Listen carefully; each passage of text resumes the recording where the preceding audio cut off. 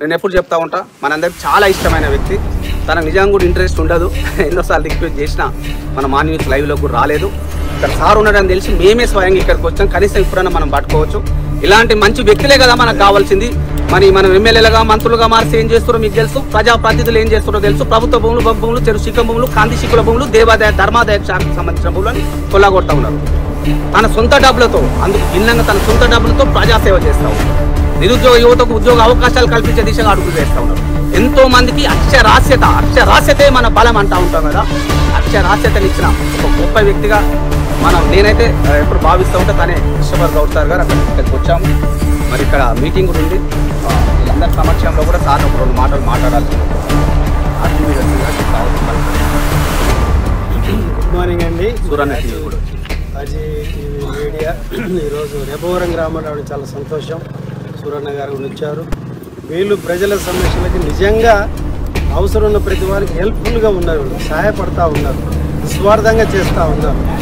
రీసెంట్గా ఎల్లందులో ఒక చిన్న ప్రోగ్రాం వచ్చినప్పుడు, చిన్న ప్రాబ్లం వచ్చినప్పుడు 70 ఏళ్ల క్రితం ఇచ్చిన ఒక స్థలాన్ని ఒక్కోడు వాళ్ళు తిరిగి సమాధులు కడితే దాన్ని కూలగొట్టడం అనేది జరిగింది.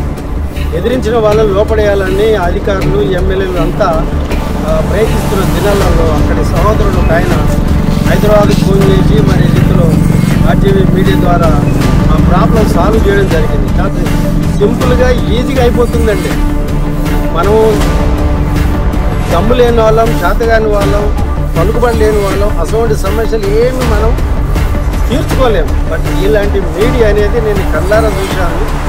ఇమ్మీడియట్గా సాల్వ్ అయిపోయింది. ఆ మనిషిని ఎత్తుకపోయి చంపాలని ప్రయత్నించారు. ఇమ్మీడియట్గా ఎప్పుడైతే అధికారులతో మీరు మాట్లాడినరో, ఎమ్మెల్యేతో మాట్లాడినరో, మరి తర్వాత సిఐ డిఎస్పీలతో మాట్లాడినరో, ఆ వ్యక్తిని ఏం చేయలేదు. ఆ భూములు తిరిగి వాళ్ళకి వచ్చినాయి. మరి ఇలాంటి సమస్యలు రాష్ట్ర లెవెల్లో వీళ్ళు మరి ఈ రీతిలో మరి మాకు సహకరించాలని కోరడం జరిగింది రాఘవేందర్ గారిని.